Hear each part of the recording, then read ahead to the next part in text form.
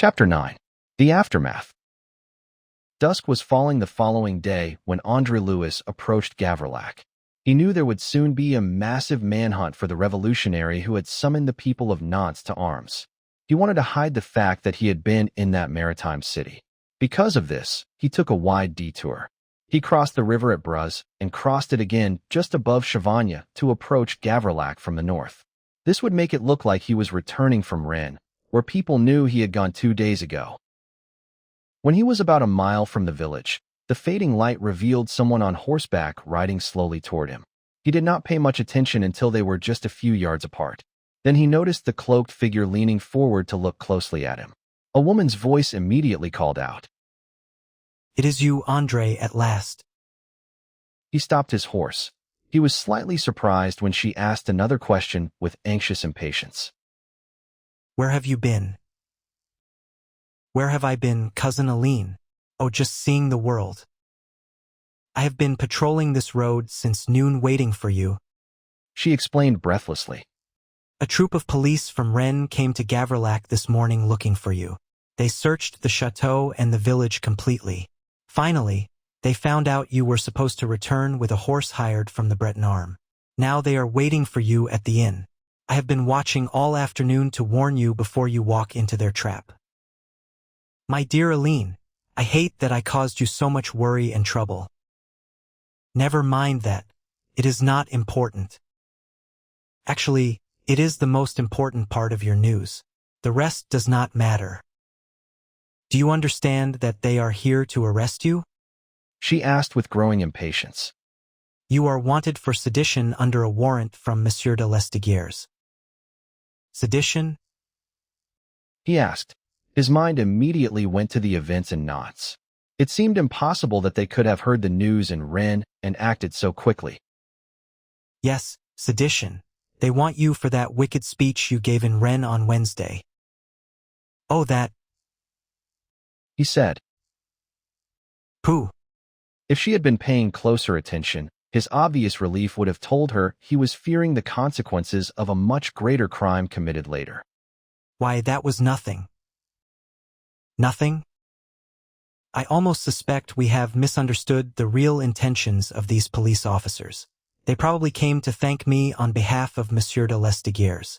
I stopped the people when they wanted to burn down the palais with him inside it."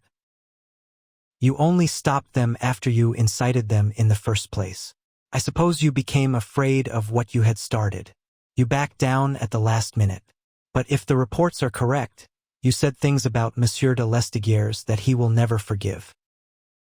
"I see," André-Louis said, falling silent as he thought. Mademoiselle de Kercadia had already done all the necessary thinking.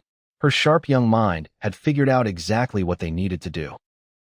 "You must not go into Gavrillac," she told him. "Get down from your horse and let me take it. I will keep it in the chateau stables tonight.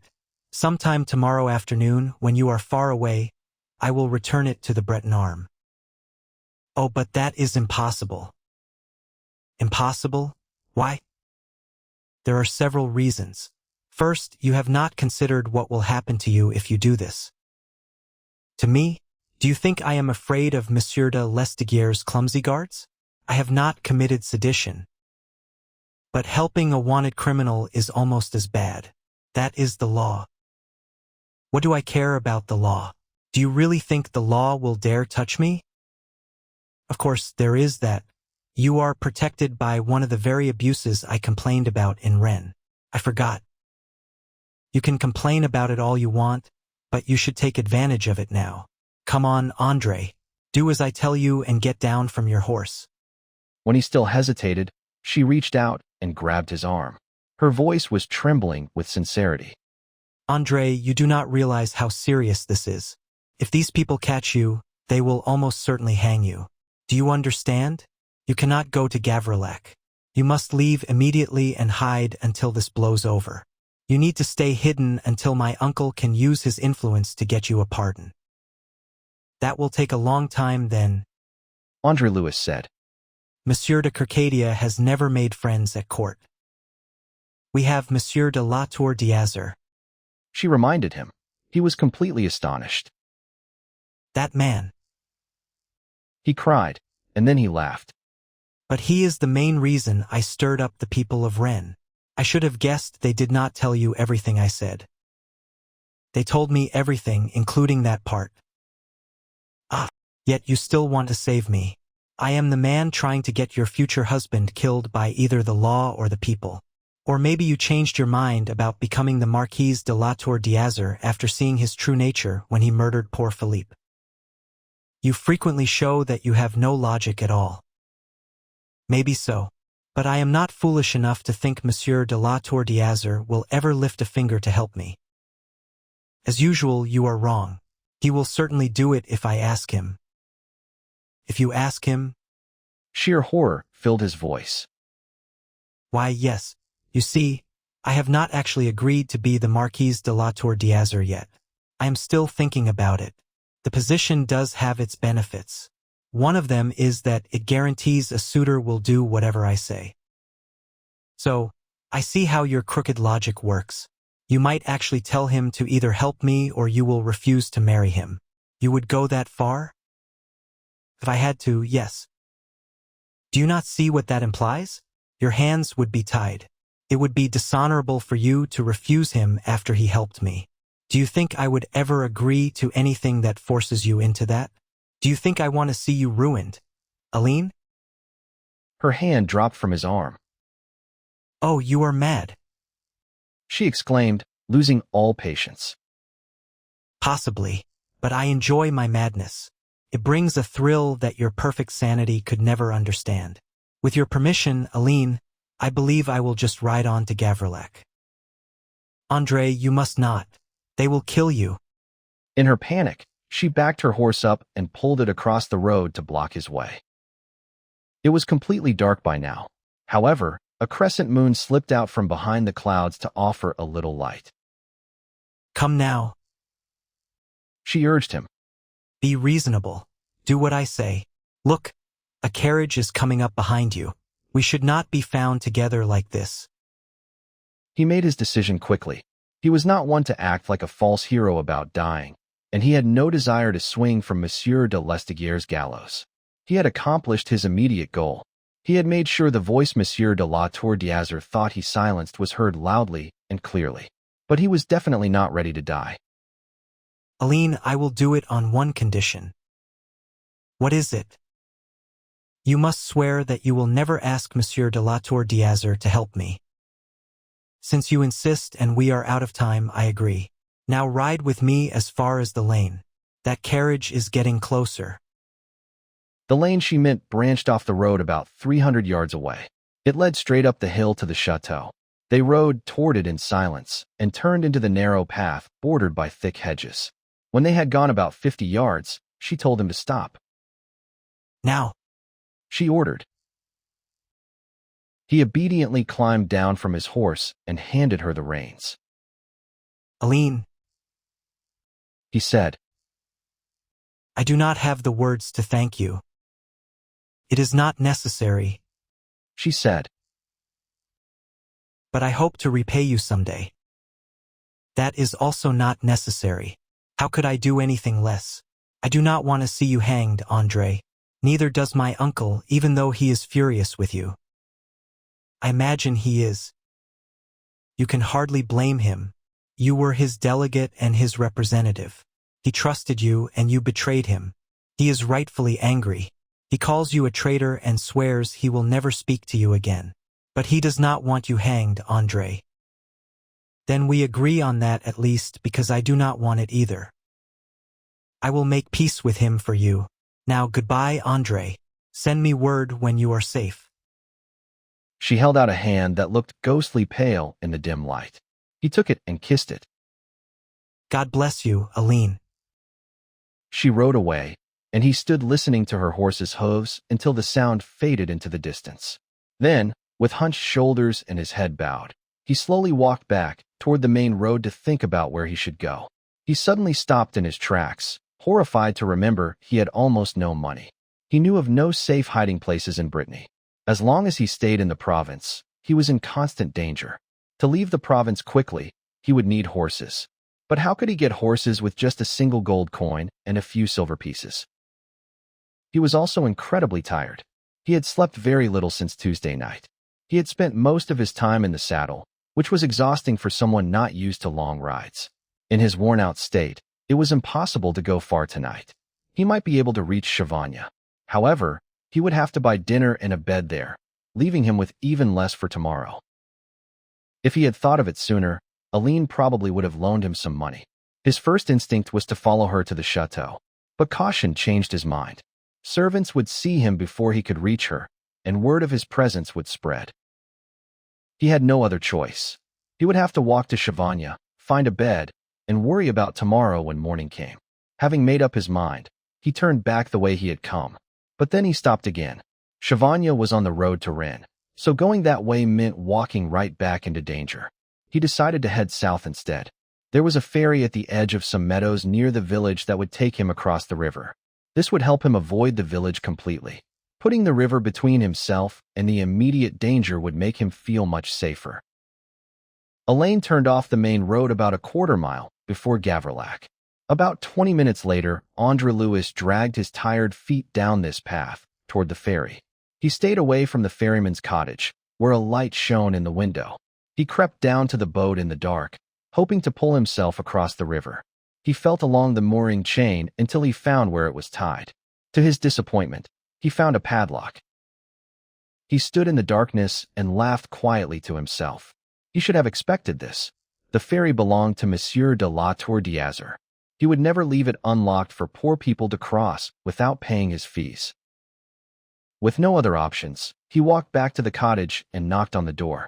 When it opened, he stepped back and away from the light shining from inside. Ferry, he said sharply. The ferryman was a large, rough man André-Louis knew well. He turned to grab a lantern and came outside as ordered. When he stepped off the porch, he lifted the lantern so the light illuminated the traveler's face. My God! The man gasped. I assume you realize I am in a hurry, André-Louis said, watching the man's shocked face. You should be in a hurry with the gallows waiting for you in Rennes. The ferryman growled. Since you were foolish enough to come back to Gavrilac, you had better leave as fast as you can. I will pretend I never saw you. Thank you, Fresnel. Your advice matches my plans perfectly. That is why I need the boat. No, absolutely not, Fresnel said firmly. I will keep quiet, but my life is worth too much to risk helping you. You did not have to see my face. Just forget that you saw it.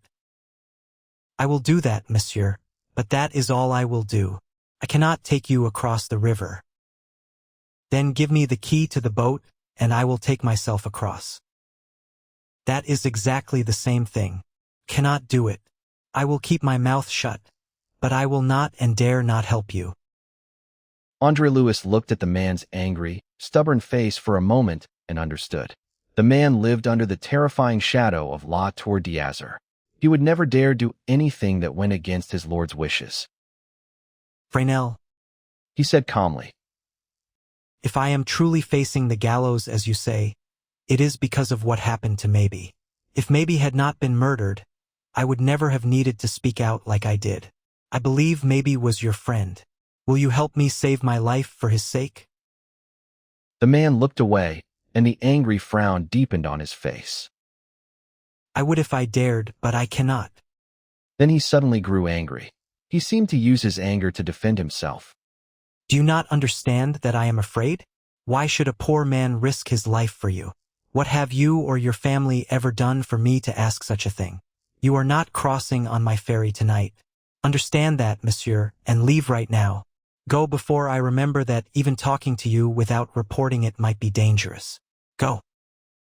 He turned around to go back inside his cottage, and André-Louis felt a wave of complete hopelessness. But the feeling vanished a second later. He had to force the man to help him, and he knew how to do it. He remembered a pistol Le Chapelier had pressed into his hand right before he left Rennes. He had almost refused the gift at the time. It was true the gun was not loaded, and he had no ammunition. But Fresnel did not know that. He moved quickly. He He pulled the pistol from his pocket with his right hand. At the same time, he grabbed the ferryman's shoulder with his left hand and spun him around. What do you want now? Freynell demanded angrily. Did I not tell you that I... He stopped mid-sentence. The barrel of the pistol was pointing right between his eyes. I want the key to the boat. That is all, Freynell. You can either hand it over now, or I will take it after I blow your brains out. I would hate to kill you, but I will not hesitate. It is your life against mine, Freynell. You cannot blame me for preferring you to die instead of me. Freynell reached into his pocket and pulled out a key. His fingers were shaking more from anger than fear as he handed it to André-Louis. I am giving in to violence. He snarled like a dog. But do not think this will do you much good. André-Louis took the key, keeping his pistol aimed at the man. I believe you are threatening me, he said. It is easy to figure out what you mean. The moment I leave, you will run to the police. You will send them right after me. No, no. The man cried. He finally realized the danger he was in. The cold, dark tone in André-Louis's voice terrified him. I swear to you, monsieur, I have no intention of doing that.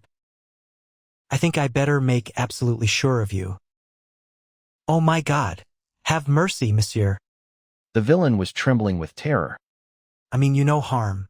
I swear to heaven I mean no harm. I will not say a single word. I will not. I would rather trust your silence than your promises. However, I will give you a chance. I am probably a fool, but I hate shedding blood. Go into the house, Freynell. Go on, man. I am right behind you. André-Louis stopped him again in the shabby main room of the house. Get me a piece of rope, he ordered, and the man quickly obeyed. 5 minutes later, Freynell was tied tightly to a chair. He was also gagged with a block of wood and a scarf, making it impossible for him to make a sound. André-Louis turned around at the doorway as he left. Good night, Freynell, he said. The man's angry eyes glared at him in silent hatred. I doubt anyone will need your ferry again tonight, but someone will definitely come to relieve you early in the morning. Until then, bear your discomfort as best you can. Remember that your own lack of charity brought this on yourself entirely. If you spend the night thinking about that, maybe you will learn a lesson. By morning, you might even feel charitable enough to forget who tied you up. Good night. He stepped outside and closed the door.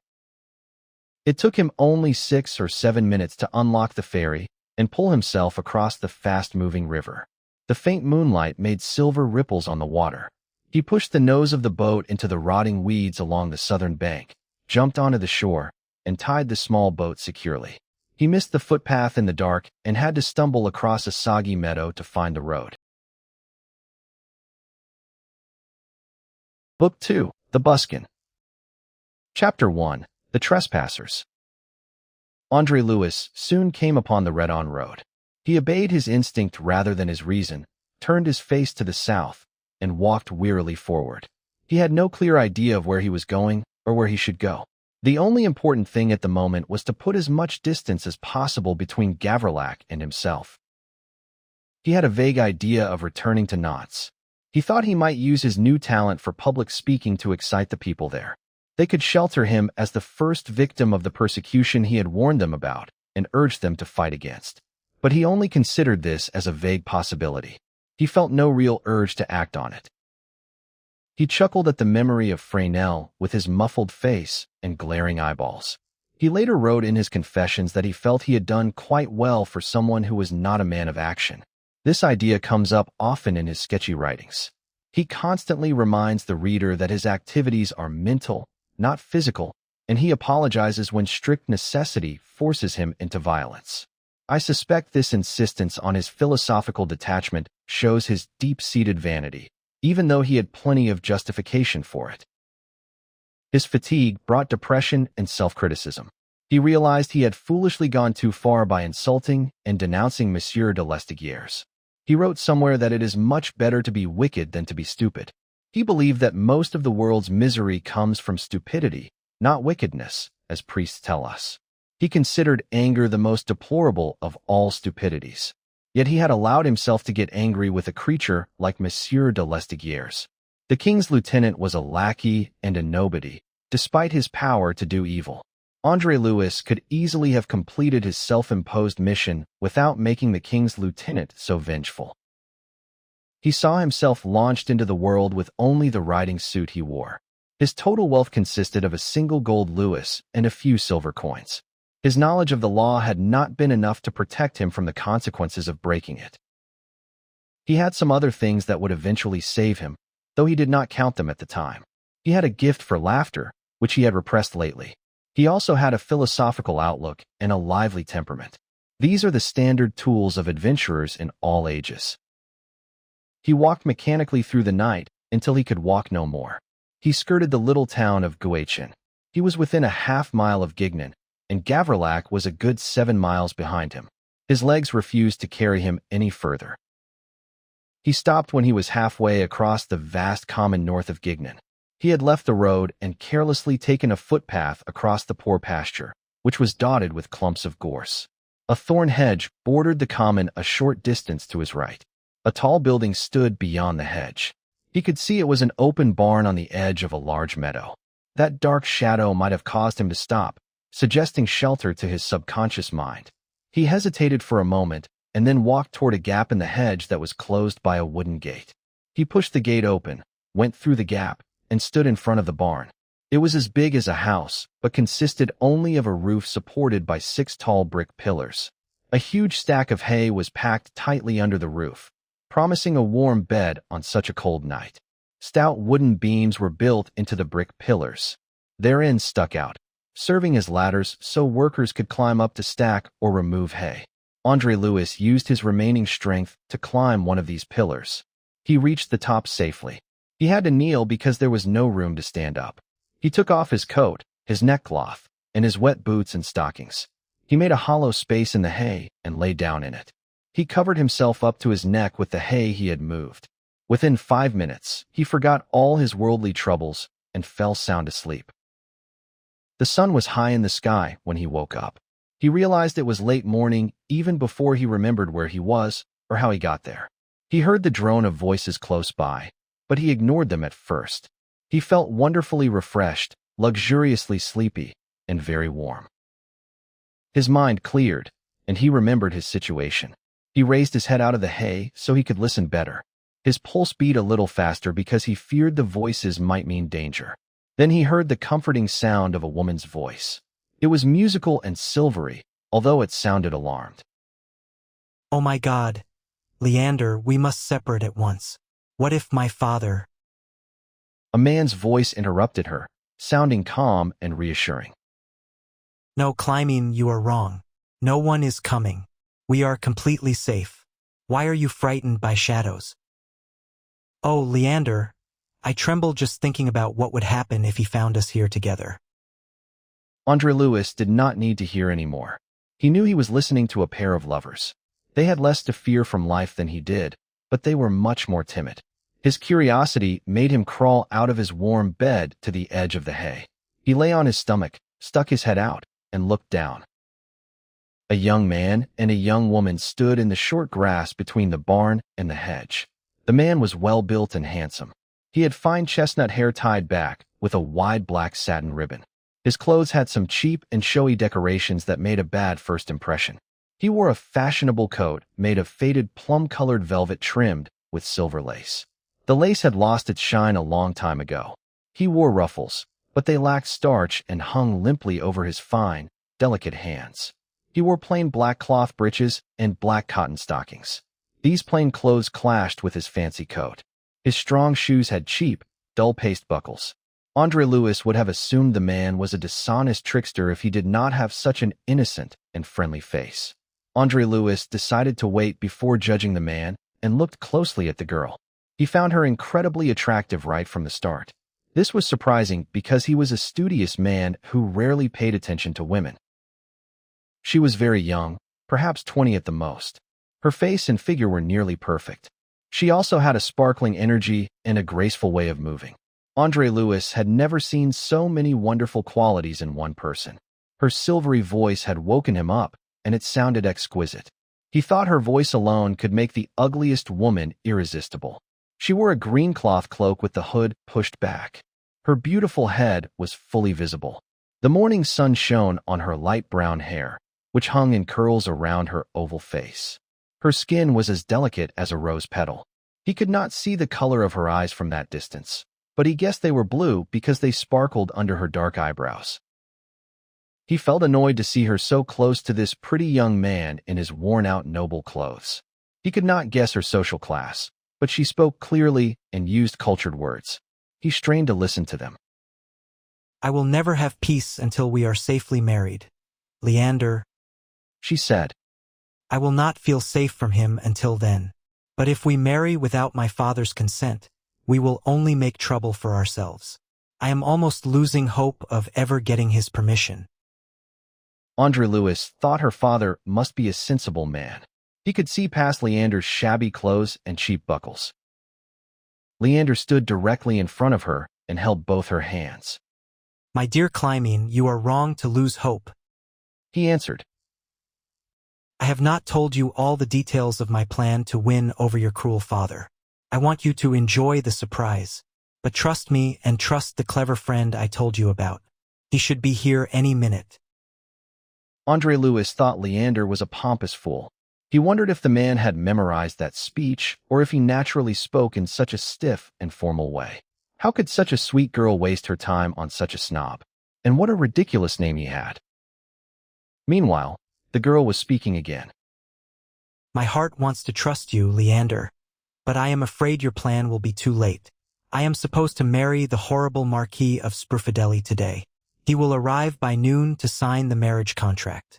He will make me the Marchioness of Swashbuckler. Oh! The cry of pain came from her tender heart. The name burns my lips. I could never say it if it belonged to me. The man is completely awful. Save me, Leander. Please save me. You are my only hope. André-Louis felt a sharp pang of disappointment. She was not as wonderful as he had first thought. She seemed to be copying her lover's stiff way of speaking. Her words sounded incredibly fake. They made sense to his brain, but they did not touch his heart. Perhaps this was just because he disliked Leander and the whole situation. So her father was making her marry a marquis. That meant she must come from a good family. Yet she wanted to run away with this boring adventurer in his faded lace. André-Louis supposed this was typical behavior for women. His philosophy had taught him that women were the craziest part of a crazy human race. It will never happen. Leander shouted passionately. Never. I swear it. He shook his weak fist at the sky like a hero defying the gods. Ah, here is our clever friend. André-Louis missed the friend's name because Leander turned toward the gap in the hedge. I am sure he brings us news. André-Louis also looked toward the gap. A thin man walked through it. He wore a rusty cloak and a three-cornered hat pulled down low over his nose to hide his face. He took off his hat and bowed deeply to the young lovers. André-Louis thought to himself that he would also hide his face if he had such an ugly, suspicious-looking face. Leander looked like he was wearing a nobleman's old clothes, and the newcomer looked like he was wearing Leander's old clothes. The man's face was covered in a 3-day beard, but he still walked with confidence. He strutted forward and bowed in a polite, practiced way. Monsieur. The newcomer said, acting like a secret agent. The time for action is here, and the Marquis is here too. That is the situation. The young lovers jumped apart in shock. Clymene clasped her hands, opened her mouth, and breathed heavily. Leander stood there with his mouth hanging open, looking completely foolish and terrified. The newcomer kept talking. I was at the inn an hour ago when he arrived. I watched him closely while he ate breakfast. Now I am absolutely certain our plan will work. I could talk for hours about how ugly and fat he is, but that does not matter. We only care about how smart he is. I can confidently say he is so dull and stupid that he will fall right into every trap I have set for him.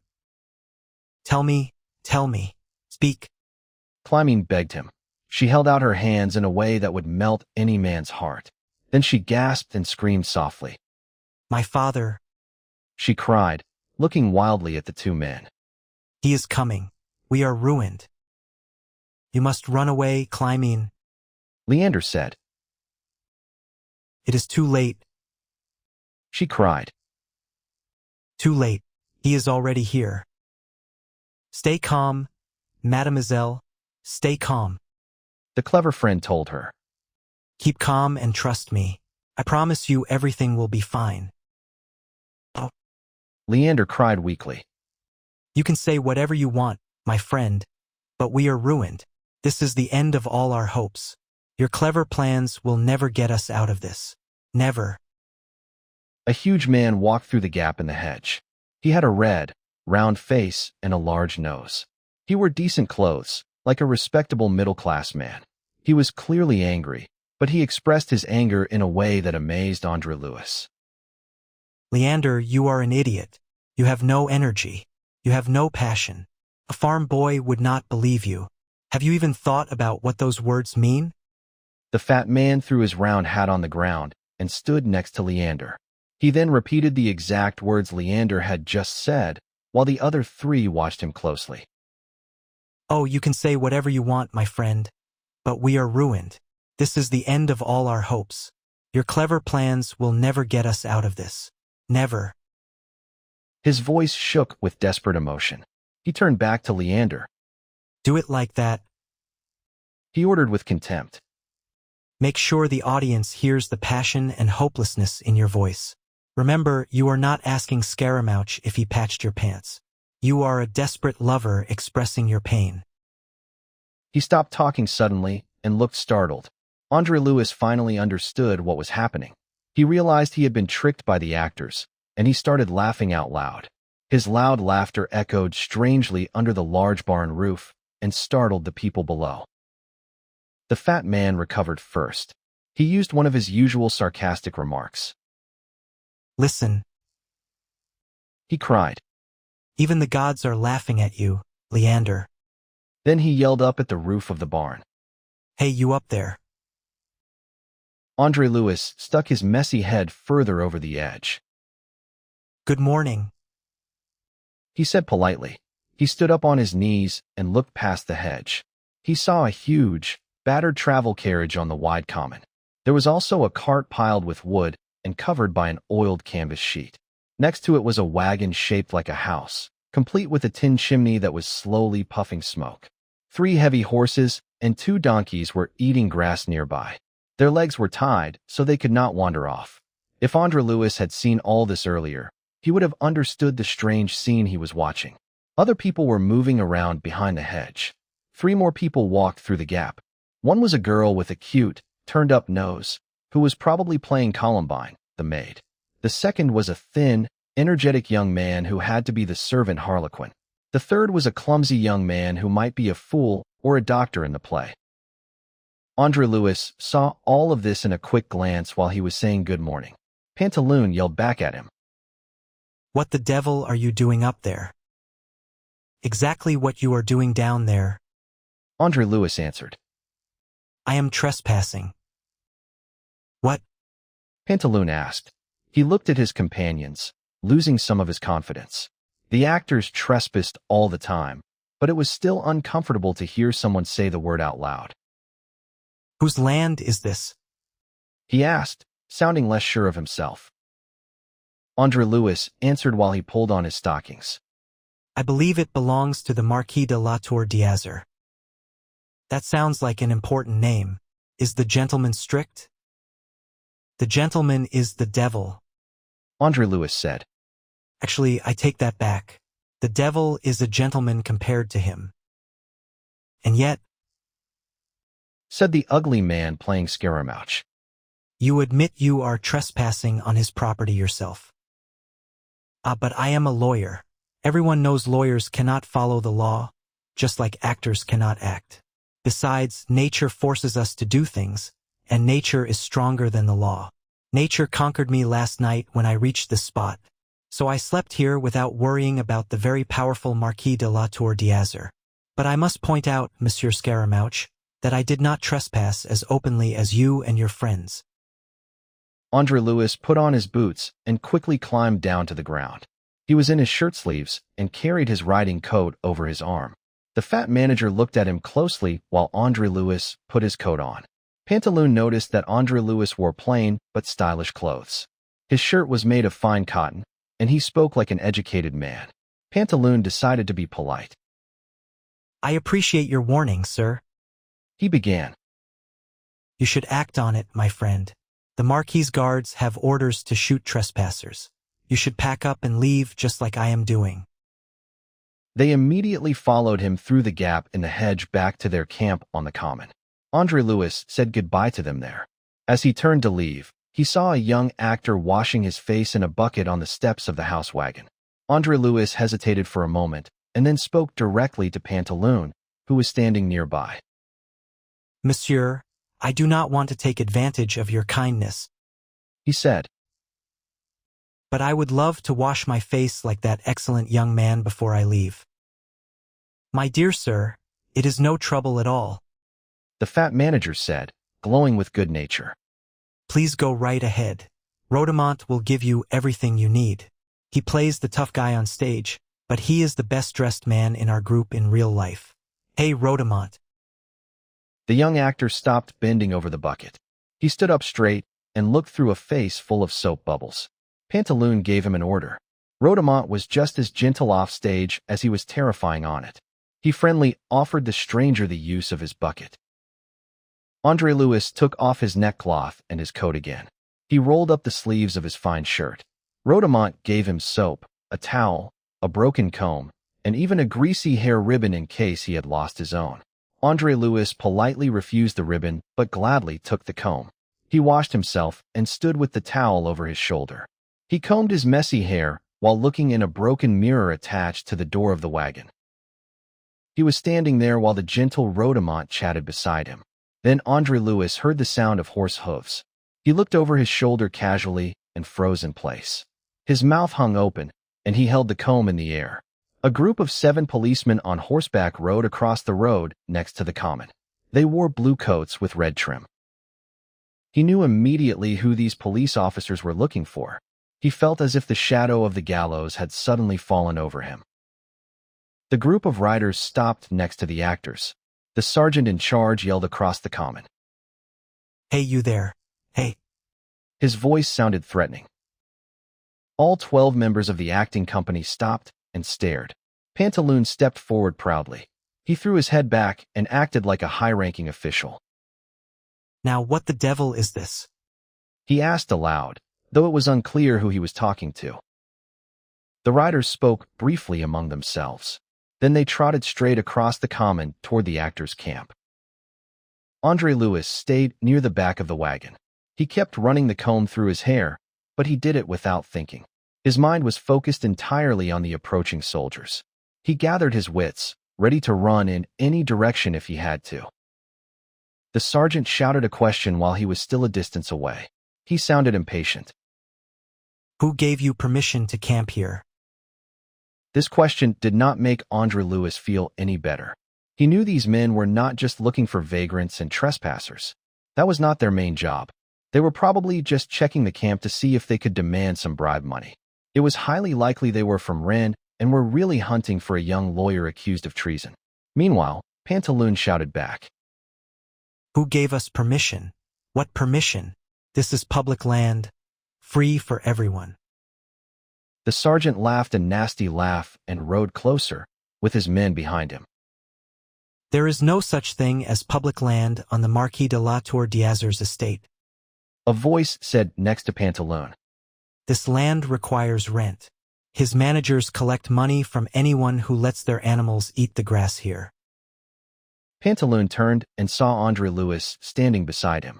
André-Louis was in his shirt sleeves without a neckcloth. The towel was still draped over his shoulder, and he held a comb in his hand. His hair was only half combed. Good God! Pantaloon swore. This Marquis de la Tour d'Azur is a monster. I already told you what I think of him, André-Louis said. You should let me handle these men. I know how to deal with them. André-Louis did not wait for Pantaloon to agree. He stepped forward to meet the approaching police officers. He knew that only bold action could save him now. A moment later, the sergeant stopped his horse next to the half-dressed young man. André-Louis kept combing his hair. He looked up with a small smile that was meant to look friendly, innocent, and harmless. Despite the smile, the sergeant spoke to him roughly. Are you the leader of this group of beggars?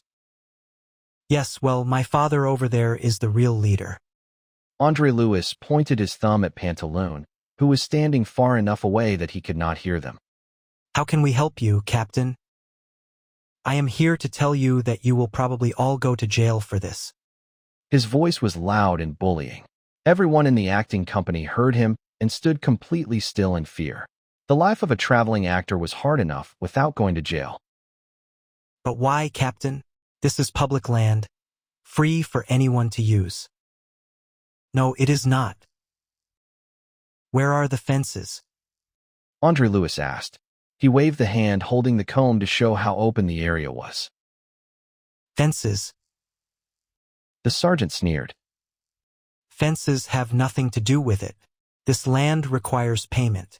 You cannot let your animals graze here unless you pay the Marquis de la Tour d'Azur. But we are not grazing, André-Louis said innocently. Go to the devil, you fool. You are not eating grass, but your animals are. They eat very little. André-Louis apologized, offering his charming smile again. The sergeant looked angrier than ever. That is not the point. The point is that you are basically stealing and thieves go to jail. I suppose you are right according to the strict rules of the law. André-Louis sighed. He started combing his hair again and kept looking up at the sergeant. But we made a mistake because we did not know the rules. We appreciate your warning. He moved the comb to his left hand and reached into his right pocket. The sound of jingling coins could be heard. We are very sorry to have wasted your time. Perhaps your men would do us the honor of stopping at the next inn. You could drink a toast to Monsieur de la Tour d'Azur, or anyone else you prefer. The sergeant looked a little less angry, but he was still stern. Fine. He said roughly. But you have to pack up and leave. Do you understand? He leaned down from his saddle and held out his hand.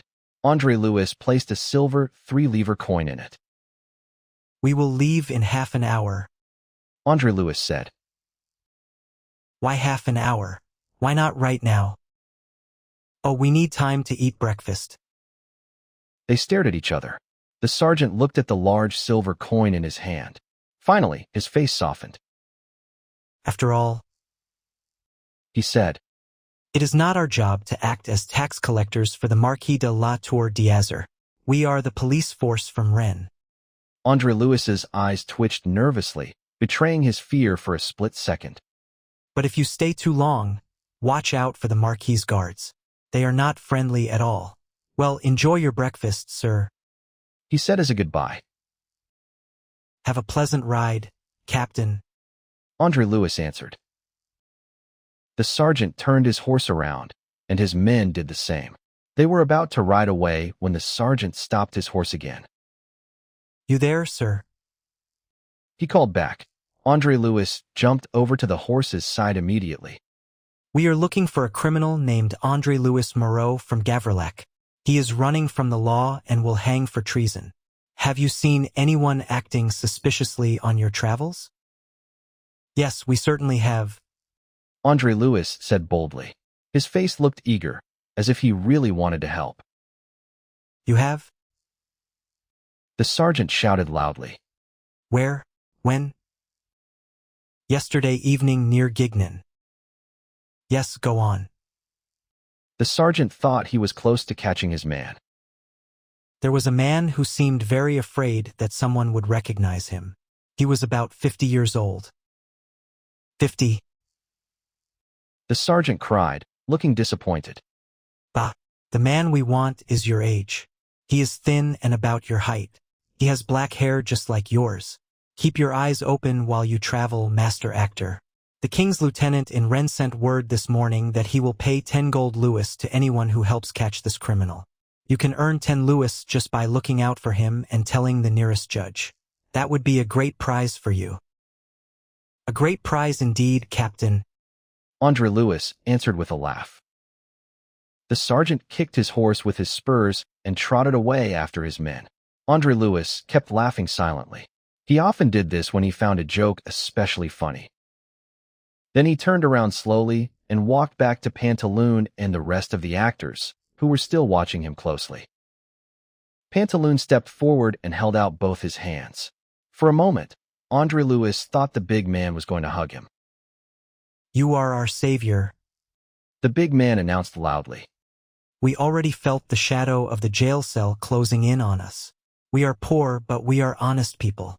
Not a single one of us has ever suffered the shame of going to prison. None of us would survive it. But thanks to you, my friend, we are safe. What kind of magic did you use? I used the magic of the king's portrait. As you have probably noticed, the French are a very loyal people. They love their king, but they love his portrait even more, especially when it is printed on gold. They even respect it on silver. The sergeant was so moved by the sight of the king's noble face on a 3-lever coin that his anger vanished. He left us in peace. Ah yes, he said we must leave. Let's get to work, boys. Come on. But not until after breakfast. André-Louis said. That loyal officer gave us half an hour to eat because he was so moved. He did mention the Marquis' guards. But he knows as well as I do that we don't really have to fear them. If they do come, the king's portrait on copper coins will have the same melting effect on them. So, my dear Monsieur Pantaloon, please enjoy your breakfast. I can smell your cooking from here. Based on the smell, I don't even need to wish you a good appetite. My friend, my savior. Pantaloon threw a huge arm around the young man's shoulders. You must stay and eat breakfast with us. I admit I was hoping you would ask me. André-Louis said.